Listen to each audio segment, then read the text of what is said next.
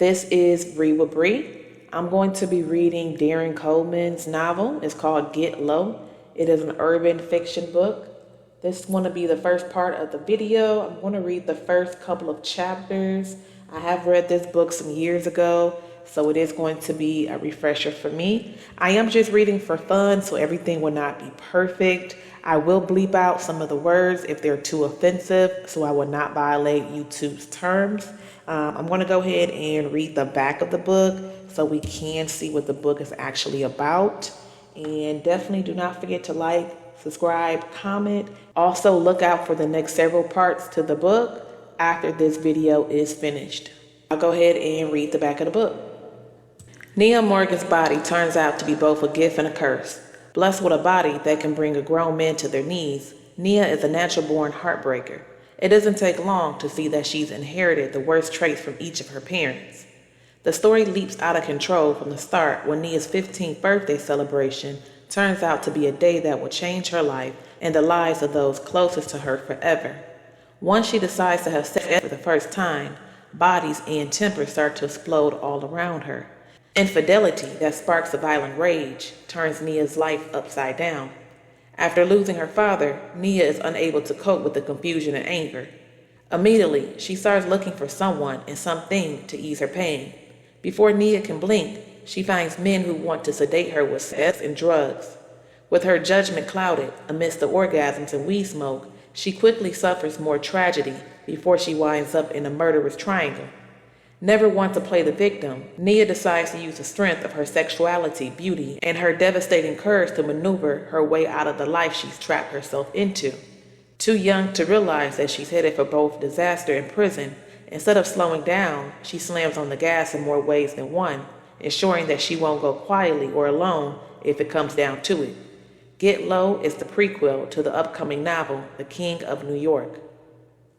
Chapter 1. And Make a Wish. On my 15th birthday, my family threw a cookout at my Uncle Wade and Aunt Valerie's house that was just as much of a party for them as it was for me.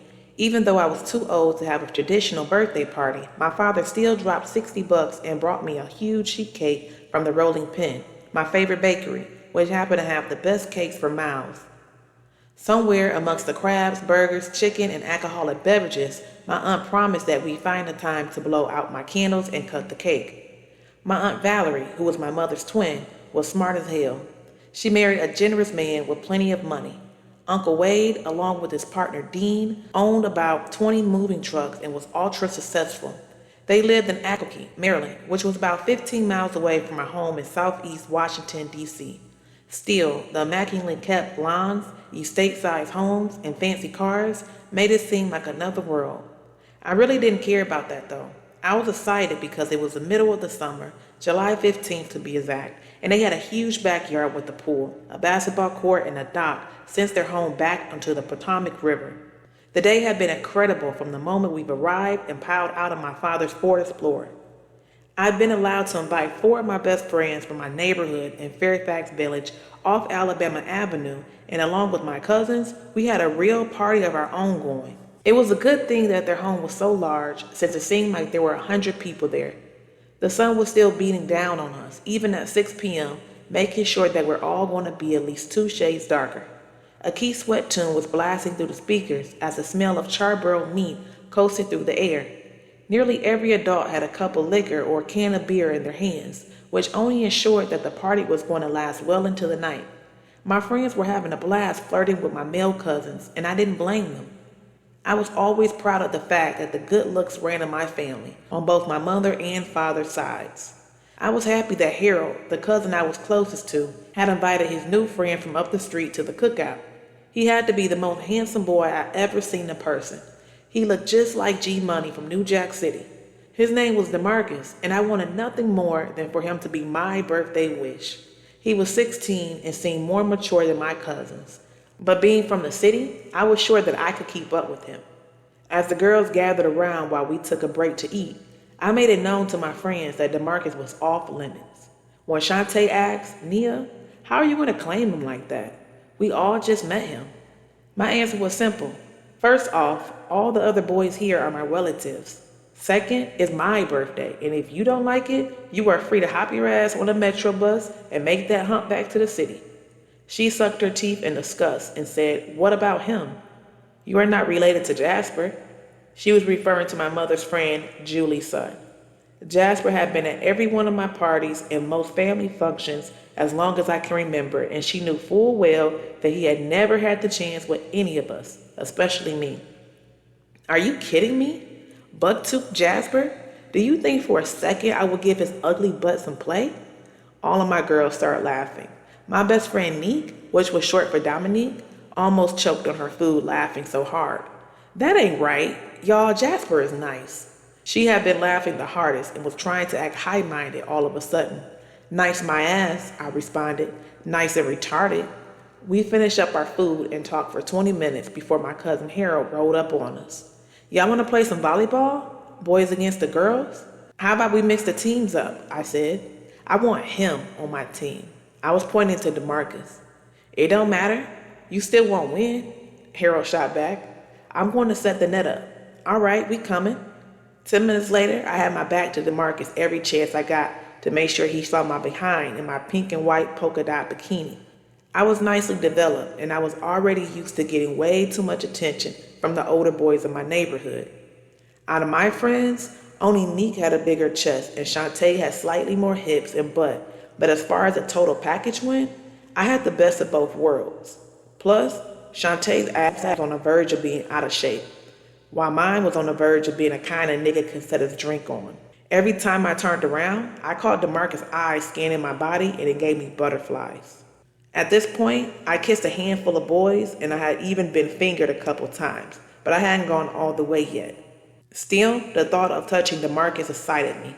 As the game broke up, after we lost, I noticed that Shantae had been doing everything she could to get his attention, which was starting to irritate me. When she took a seat by the pool, I watched in shock as she took one near him. "Nia," I heard Neek call from behind me. "You better do something. I think Shantae's trying to creep." "She's about to catch an ass whipping out here," I growled. She shook her head. "Don't fight. It's your birthday."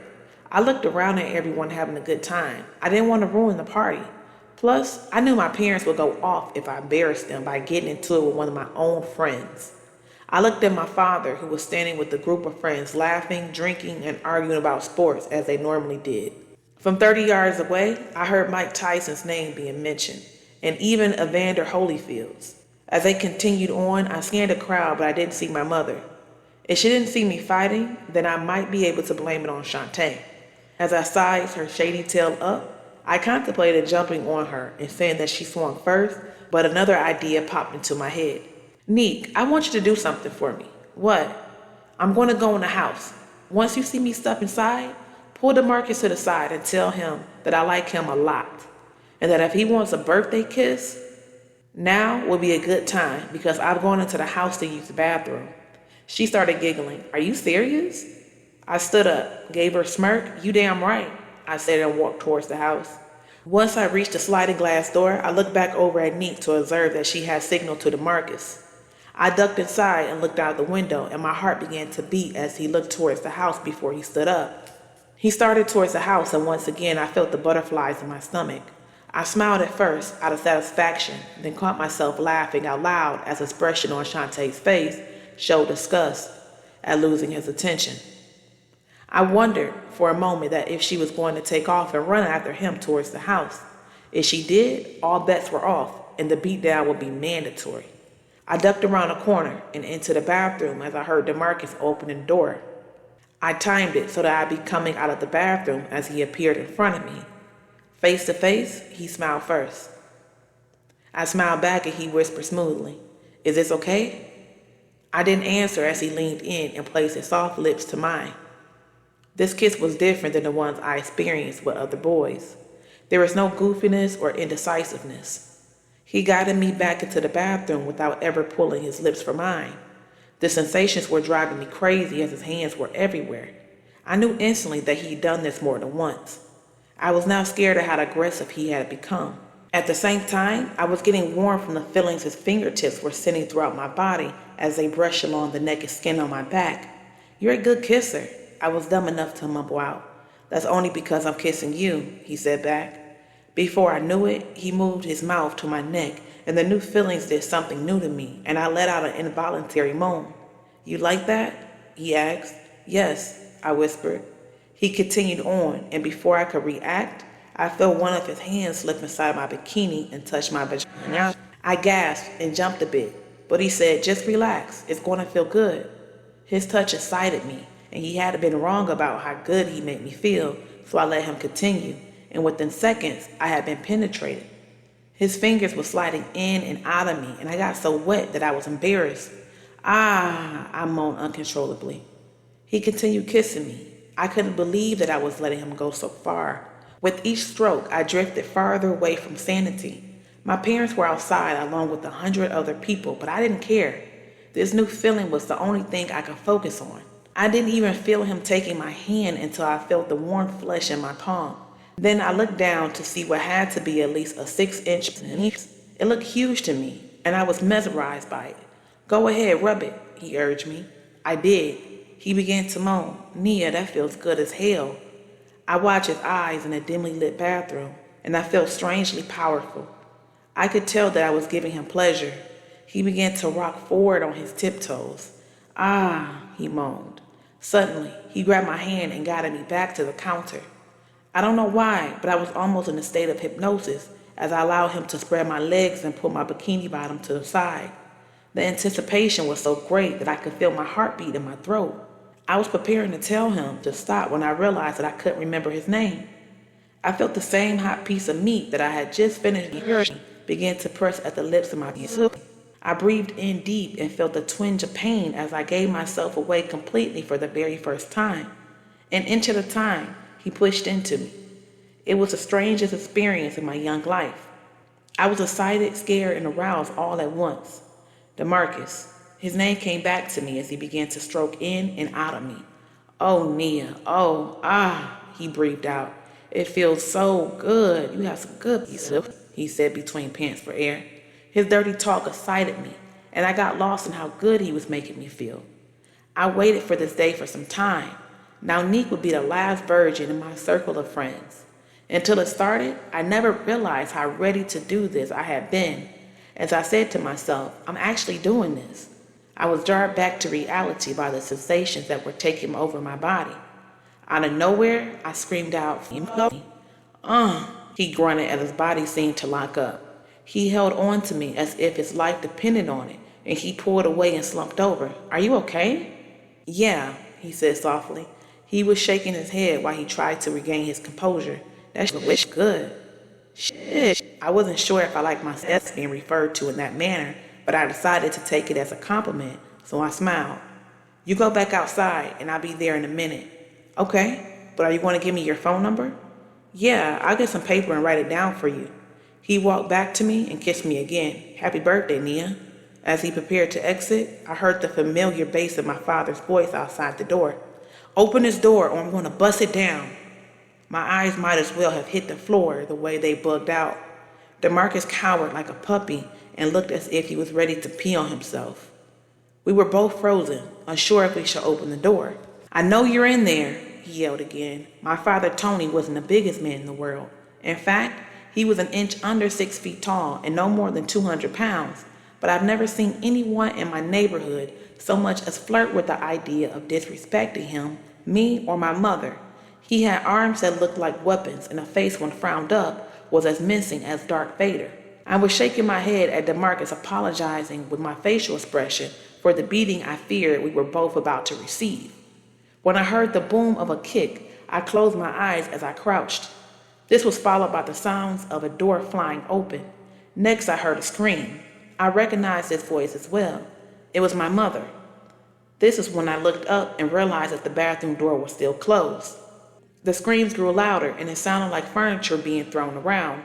I stood up, motioned DeMarcus out of the way, and pulled the door open. This is when I saw that the door my father had broken down was in the laundry room across the hallway from me. DeMarcus sliced out from behind me and headed for safety. I rushed into the door behind my father and watched as he was beating Dean, my uncle's business partner, over the head with a beer bottle.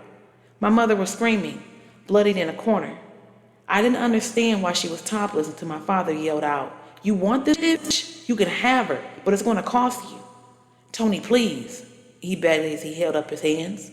I was in shock as my father continued his beating, kicking Dean in the face repeatedly. Dean was lucky that my father had worn sandals instead of the boots he customarily sported all year long. My mother finally tried to stand, but my father swung and punched her dead in the nose, causing it to erupt into a bloody fountain. Daddy, no, I screamed. My voice haunted him, and he turned and looked at me. The look in his eyes was like nothing I've ever seen. Nia, go outside, he barked. You don't need to see this. No, please stop. Don't hit her anymore. My mother was on the floor crying, holding her nose. My father froze for a minute and looked down at her, then at Dean, who seemed as if he was having trouble breathing. He reached down and grabbed my mother by her hair, and with lightning quickness, he reached into a pocket and pulled out a box cutter. Without a second thought, he dragged it across her cheek. She screamed out like a newborn baby and collapsed to the floor. Then he moved back to Dean and lifted his foot high into the air before bringing it down into his crotch. With the same blade, he took a swipe at Dean's face, but he blocked it with his arm. This seemed to aggravate my father even more as he dragged it down his arm, sending a river of blood to pour from his forearm. Then, as if he was suddenly satisfied, he turned to me and said, I love you, Nia. I stepped back and into the door, terrified of the butcher who had appeared in my father's body. He walked past me with blood all over his shirt and shorts and headed at the door. I ran to my mother. She was trembling on the ground but wasn't making any noise. I learned in the hospital that she'd gone into shock from the pain of having the nerves in her face sliced into. Dean was moaning and groaning, but I paid him no attention as I tried to lift my mother up. While I tried, people began to pour into the house. I heard my Aunt Valerie's voice. Vernell, are you okay, baby? She got no response, and Valerie went off, yelling at the top of her lungs. What did he do to my sister?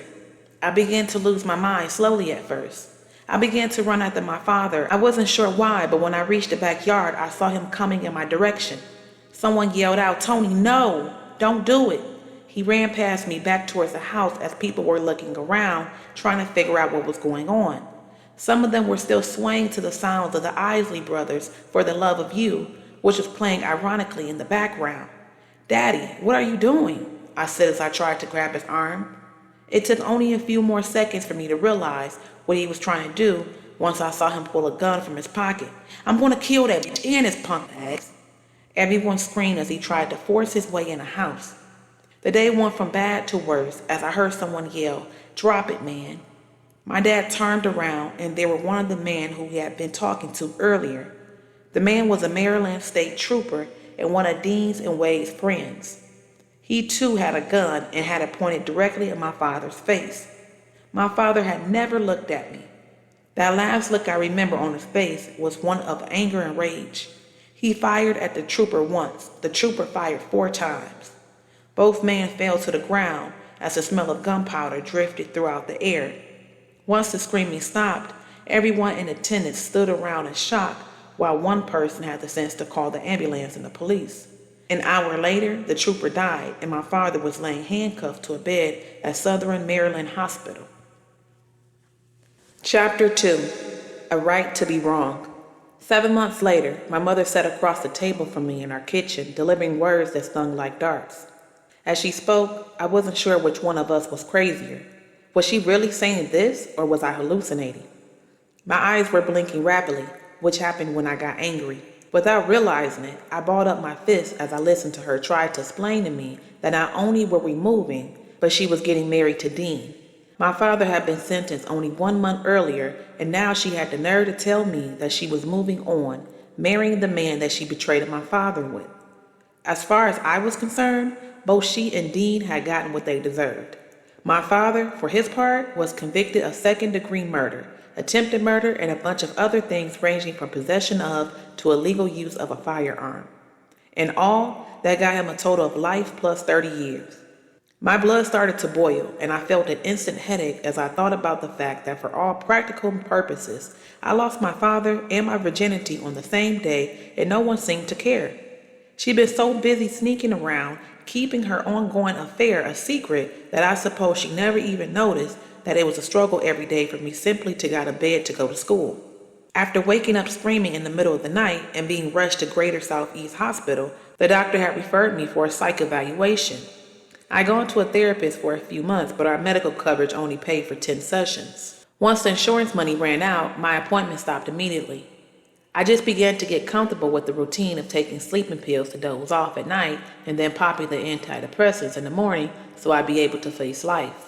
Now without the meds, I was back to staying up all night and acting like a complete shit all day every day. "Ma, I hate him," I yelled. "You don't even really know him, Nia. If you just give him a chance, he might—" "Are you fucking crazy?" I yelled as I stood up. My mother now treated me the way white parents did their kids. I was allowed to curse freely whenever I lost my temper. The once stern disciplinary now accepted my rants as if they were normal. "You want me to give a damn? You want me to give him a chance?" Dean disrespected my father. "You had sex with him at a cookout on my birthday," I was raving. "Everyone in the neighborhood knows what happened. Do you know how many fights Neek and Brandy had got into trying to defend us? People calling you a whore or whatnot. Now you have the nerve to sit up here and tell me you want to marry that man? You want me to give him a chance?"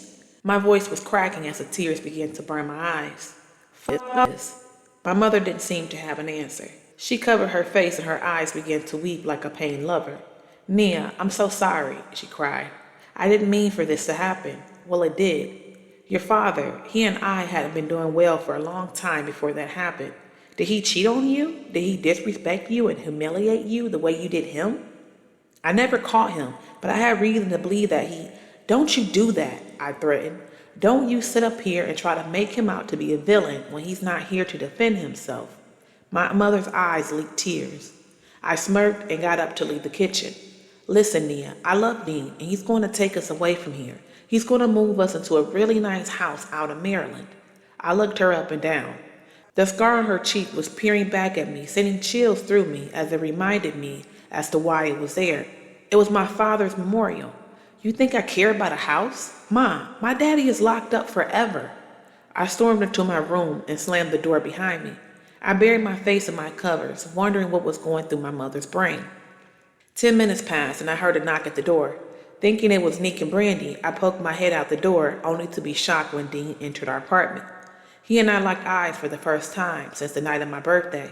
I was sure he saw the hatred in my eyes as my lips twisted. I stared for a minute more until I was sure that he saw my father and me, and then turned and walked back into my room. "So you really think you're going to have to move?" Neek asked as we made our way down to Southern Avenue, seated on the back of the bus. "I know she's going to move. I'm not going anywhere. She can do what the hell she wants. I don't care if I have to live a life of crime. I'll make it on my own."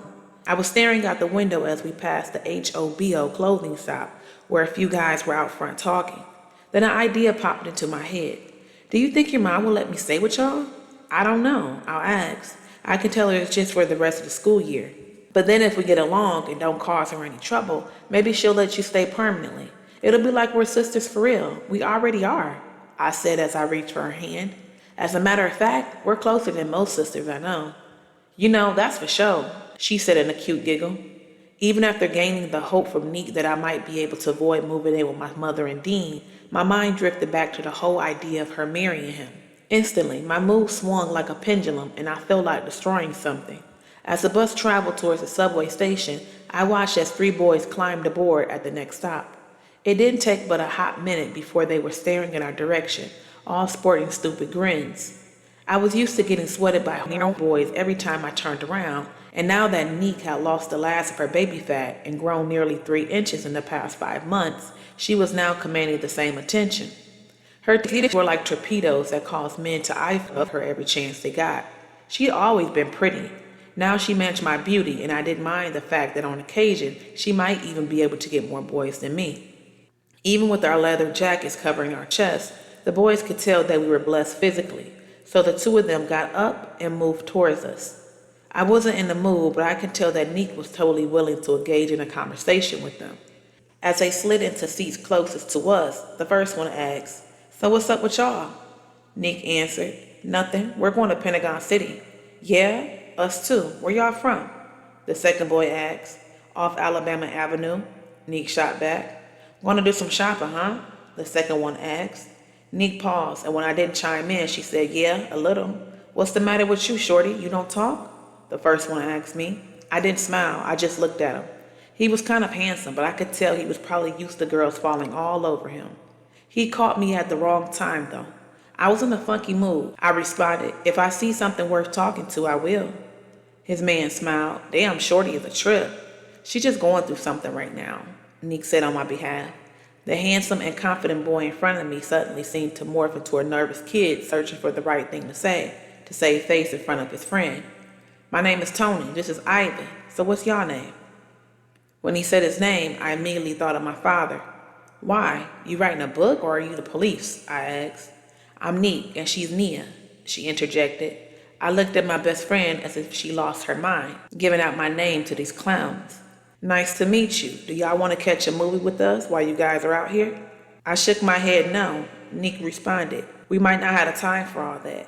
Then, in a move that I didn't understand, the kid Ivan pulled out a wad of cash out of his pocket. "We're gonna shop too. If you act halfway nice, we might buy y'all something." As if I had been waiting for a chance to snap, I jumped out there. "Nigga, what makes you think we need your drug money?" I blurted out. "And what makes you think we want to be seen with drug dealers?" That's when Tony caused me to snap out of my state of nastiness. "Shit, I'm about tired of Harry already. We trying to be all nice-ish, and all you do is keep coming with the bitch." He stood up and walked back towards the front, mumbling, "Shit, look up." I stood up and yelled, "Yeah, your mama's a bitch." He stopped in his tracks and turned around. His buddy seemed to panic. "Come on, Tony, don't trip, just chill." Ivan, confident that Tony wasn't going to come after me, continued talking to Neek. I listened in as he spoke like he had good sense. He complimented her on her beauty, but then asked her questions about school and her interests.